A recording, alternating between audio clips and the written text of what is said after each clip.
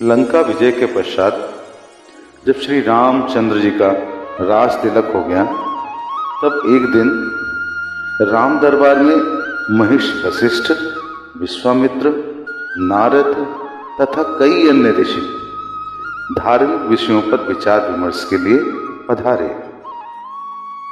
चर्चा चल रही थी तो देवर्षि नारद ने एक प्रश्न उठाया कि नाम और नामी इन दोनों में कौन श्रेष्ठ है। ऐसे प्रश्न को सुनकर ऋषियों ने कहा, नारद जी, नामी से आपका क्या तात्पर्य है, कृपया स्पष्ट करें।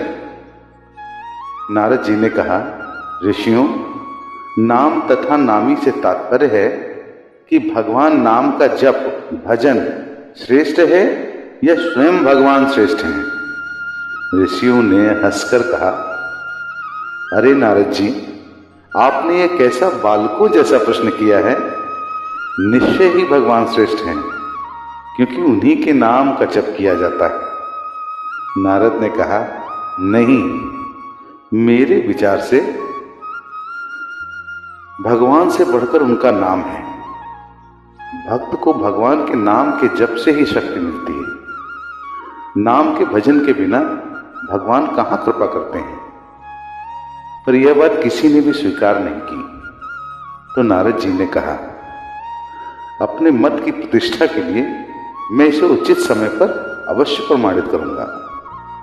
हनुमान जी उस दिन दरबार में उपस्थित नहीं थे, इसलिए हनुमान जी को इस चर्चा के विषय में कुछ भी नहीं पता था।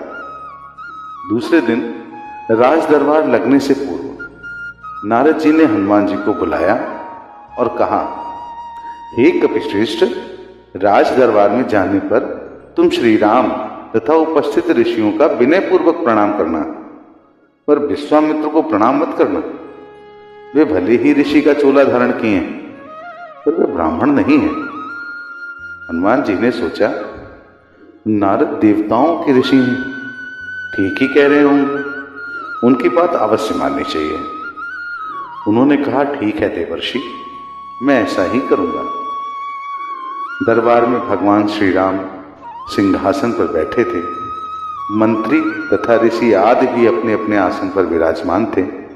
थोड़ी ही देर में हनुमान जी आए, भगवान श्री राम के चरणों में प्रणाम किया, फिर ऋषियों का चरण स्पर्श कर प्रणाम किया, परंतु उन्हीं के बीच बैठे विश्वामित्र को ना तो उन्होंने प्रणाम किया और ना ही किसी प्रकार का कोई भी आदर भाव दिखाया।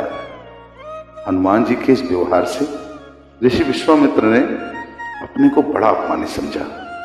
वे राजा तथा ऋषियों के बीच इस प्रकार अपनी उपेक्षा तथा अपमान को सहन न कर सके। तत्काल ही क्रोध में खड़े हुए और श्री राम से बोले, राम, तुमने अपने इस मुंह लगे सेवक की धृष्टता देखी। भरे दरबार में इसने किस प्रकार मेरी उपेक्षा की है तथा उद्भट भाव से मेरा अपमान भी किया है। श्री रामचंद्र जी ने कहा, गुरुदेव, कृपया शांत हो जाएं। मैं हनुमान जी को इस धृष्टता का कारण अवश्य पूछूंगा। विश्वामित्र ने कहा, यह तो आपने प्रत्यक्ष ही देखा है, भला इसमें पूछने की क्या आवश्यकता है। मैं विश्वामित्र, तुम्हारा गुरु, यह गुरु आज्ञा देता हूं कि आप इसे दंड दीजिए। नारद ने भी विश्वामित्र की हां में हां मिलाई और कहने लगे, भगवान, विश्वामित्र जी ठीक ही कहते हैं। हनुमान जी ने इनका प्रत्यक्ष अपमान किया है।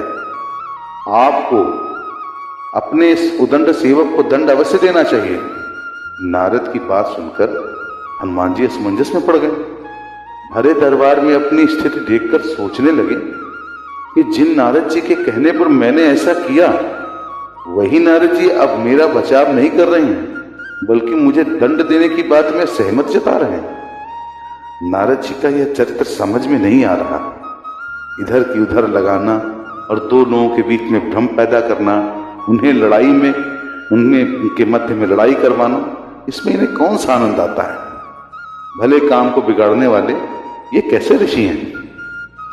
भगवान श्री राम किसी प्रकार के दंड की घोषणा करते इससे पहले ही नारद ने कहा, प्रभु, इस संबंध में शांत भाव से विचार कर कल दंड दीजिएगा। उत्तेजित अवस्था में इस समय हनुमान जी को दंड देना उचित नहीं है। सभी ने इस सुझाव को स्वीकार किया और सभा स्थगित हो गई। रात को हनुमान जी नारद जी के आश्रम में आए और कहा, देवर्षि, आप ये कौन सा खेल खेल रहे हैं? मेरा वध कराकर आपको क्या मिलेगा? मैंने तो कुछ गलत ही नहीं किया, मैंने वही किया जो आपकी आज्ञा थी। नारद ने हंसकर कहा, हे कपिश्रेष्ठ, आप चिंता मत करें। मेरे कहने से आपने जो किया है उसके लिए आपको दंड मिलेगा, परंतु आपका बाल भी बांका नहीं होगा। मैं जैसा कहता हूं आप बस वैसा करिए। कल प्रातःकाल सरयू तट पर ओम राम रामाय नमः इस मंत्र का जाप करते रहिएगा। कोई कुछ भी कहे, आप कुछ मत सुनिएगा, बस यह मंत्र प्रेम भाव से जपते रहिएगा। प्रातः हुई, हनुमान जी स्नान कर सरयू तट पर मंत्र जाप करने लगे। दरबार लग गया, पर हनुमान जी जब दरबार में उपस्थित नहीं हुए तो श्री राम जी ने पूछा कि हनुमान जी कहाँ हैं? अभी तक नहीं आए। विश्वामित्र जी ने कहा, आप आज दंड देने वाले थे, शायद इसलिए डरकर नहीं आए हैं। नारद जी ने कहा, मैं भी थोड़ी देर पहले सरयू तट पर उन्हें स्नान ध्यान करते हुए देख कर आया हूं। भगवान राम ने कहा, यह हनुमान जी की एक और उदंडता है। हम स्वयं तट पर जाकर वहीं हनुमान जी को दंडित करेंगे।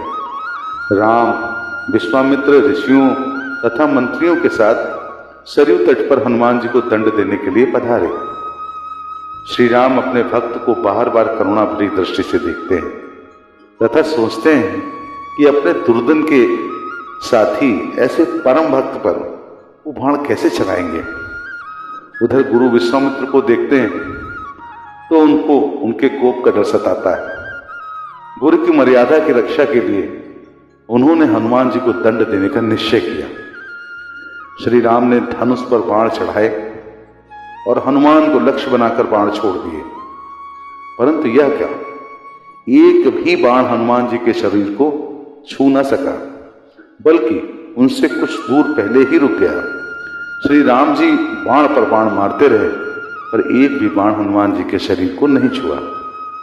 उधर हनुमान जी राम के बाणों के प्रहार से निश्चिंत होकर नारद के बताए मंत्र का जप करते रहे। वह मंत्र जैसे हनुमान जी का कवच बन गया। यह देखकर श्री राम जी को बड़ा आश्चर्य हुआ। हनुमान जी में यह कैसी शक्ति आ गई है? उनके दंड का प्रयास व्यर्थ हो रहा है। विश्वामित्र को लग रहा था कि राम अपने भक्त को बचाने के लिए सब कर रहे हैं, जानबूझकर इस तरीके के बाण चला रहे हैं कि हनुमान जी को कोई चोट ना पहुंचे। इस बात पर राम जी ने ब्रह्मास्त्र उठा लिया। जब प्रभु ने ब्रह्मास्त्र हाथ में लिया तो चारों तरफ हाहाकार मच गया। नारद ने विश्वामित्र जी से कहा, ऋषिवर, हनुमान जी के अपराध को क्षमा करें। अगर राम का ब्रह्मास्त्र छूट गया तो सारे लोक में प्रलय मच जाएगी। ब्रह्मास्त्र से निकलती ज्वाला को देखकर विश्वामित्र जी ने श्री राम जी को रोकते हुए कहा, राम, ब्रह्मास्त्र को वापस अपने तरकश में रखिए। हनुमान के अभिनय को मैंने क्षमा किया। इतना सुनते ही हनुमान जी प्रसन्न हो गए। श्री राम जी को भी धर्म संकट से मुक्ति मिल गई। सभी प्रसन्न थे। हनुमान जी ने आकर विश्वामित्र जी को प्रणाम किया और उनसे क्षमा मांगी और नारद जी की ओर देखने लगे। नारद जी ने हंसकर कहा, प्रभु, इसका कारण मैं ही हूं। मैंने कहा था, भगवान से बड़ा भगवान का नाम है, और आज उसे प्रत्यक्ष सिद्ध कर दिया। हनुमान ने इष्टदेव भगवान राम के नाम के बीज मंत्र से भगवान की शक्ति को क्षीण कर दिया। जिन प्रभु के नाम का जप होता है वह प्रभु अपने नाम जाप की शक्ति के आगे शक्तिहीन हो जाते हैं। इसीलिए कहता हूं कि राम से बड़ा राम का नाम। यह कहकर नारद जी देवलोक चले गए।